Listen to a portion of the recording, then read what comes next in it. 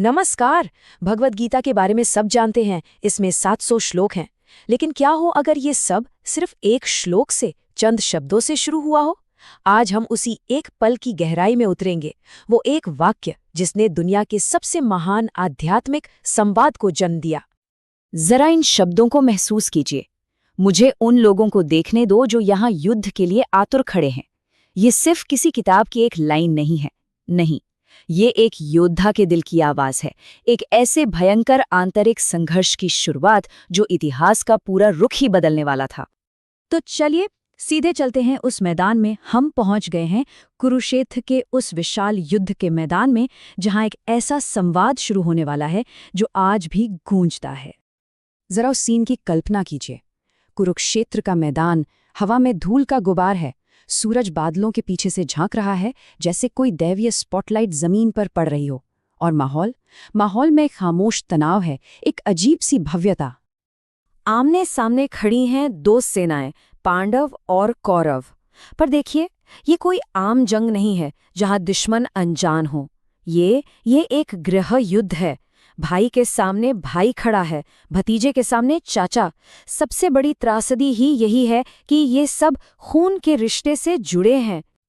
और ये लड़ाई सिर्फ जमीन के एक टुकड़े के लिए नहीं लड़ी जा रही, नहीं, ये लड़ाई थी एक साम्राज्य की आत्मा के लिए, धर्म के लिए, न्याय के लिए।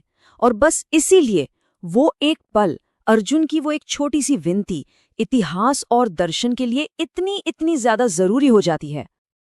और इसी ऐतिहासिक मोड़ पर अर्जुन अपने सारथी कृष्ण से एक बहुत ही सीधी साधी सी विनती करते हैं।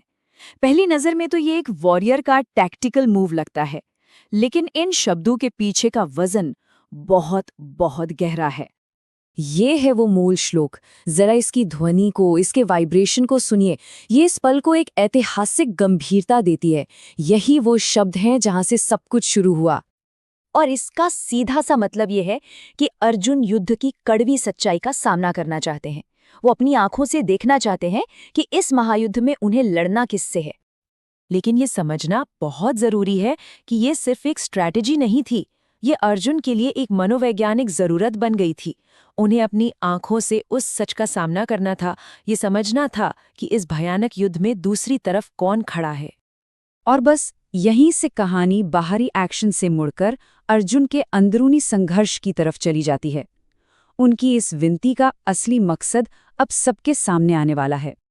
पर उन्होंने असल में किसे देखने की उम्मीद की थी? क्या कोई राक्षस, कोई अनजान दुश्मन? नहीं, जो उन्होंने देखा उसने उनकी आत्मा को अंदर तक हिलाकर रख दिया। उन्होंने देखा अपने गुरुओं को, अपने ही रिश्तेदारों को, अपने दोस्तों को, उन सब लोगों को जिनसे वो प्रेम करते थे, जिनका वो सम्मान करते थे। अचानक दुश्मन का कोई अनजाना चेहरा नहीं था, दुश्मन का चेहरा उनके अपनों का चेहरा बन गया।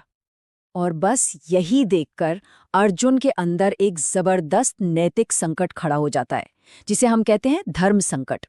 एक महान योद्धा के तौर पर उनका कर्तव्य और एक इंसान के तौर पर उनका प्रेम आमने सामने टकरा जाते हैं। समझिए, अर्जुन का दिल दो हिस्सों में बट गया। एक तरफ था उनका कर्तव्य, एक क्षत्रिय का धर्म जो कहता था न्याय के लिए लड़ो। और दूसरी तरफ था उनका प्रेम, उनका दिल जो चिल्ला रहा था, मैं अपनों पर बाण कैसे चलाऊं। और यही वो पल है जब एक महान योद्धा का संकल्प टूटकर बिखर जाता है। करुणा और कन्फ्यूजन का एक ऐसा तूफान उठता है जो उन्हें युद्ध भूमि के बीचों बीच मानो पत्थर का बना देता है। अर्जुन के इस व्यक्तिगत संकट का नतीजा बहुत बड़ा निकला। यही वो क्षण है जो गीता के ज्ञान का दरवाजा खोलता है। जरा सोचिए इस बारे में, अगर अर्जुन इस दुविधा में न पड़ते, अगर उनका मन इतना विचलित न होता, तो शायद गीता का वो दिव्य ज्ञान कभी सामने ही न आता। उनका ये संकट ही उस ज्ञान के जन्म का कारण बना।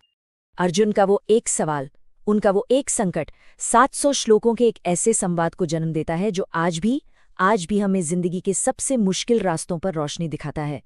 ये संकट में पड़ी एक आत्मा और परम चेतना के बीच का संवाद है।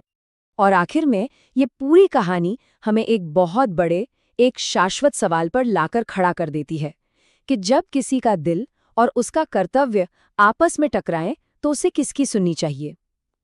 अर्जुन की ये दुविधा क्या आज हम सबकी दुविधा नहीं है?